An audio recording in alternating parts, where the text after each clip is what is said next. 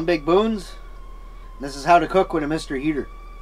Just finished up boiling up some water, perking up some coffee, and then I'm gonna fry up a steak in a frying pan. Do some kind of vegetables, either corn or green beans or combination of both. I'm gonna show you how good Mr. Heater can really cook. Sir, put the steak into the pan. Get rid of that guy. Use the tap on. Don't need the tap on. I have an old camping trailer. I park it on a farm. Just in case the mice got in my dishes. Got some disinfectant wipes. I'm gonna wipe it all down. There, stay away from the beaver fever. I'm not a trapper, so there's only one beaver that I go after. So far it's day 2 on my deer hunt. Got set up for the rifle 2 days early. Went out today with the bow, and as you can see, I went and got the Argo stuck in the swamp. Sorry, got no footage of that. What can I say? But had the adventure of getting my feet wet today. A little bit more space on this side too. Yeah.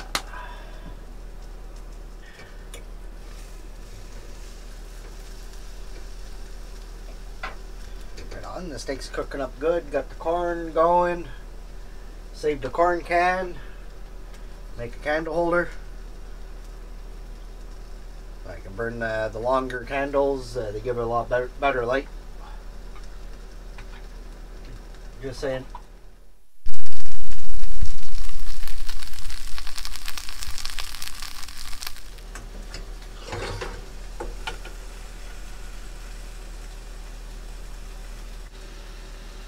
Take about the same time as cooking a normal steak on your stove there, 10-20 minutes. Steak would have been done, but I'm switching out between the steak and the corn. Another good thing about the Mr. Heater accessory is that when you've been filming and filling up generators and stuff and you forget about your coffee and it goes a little cold, bam.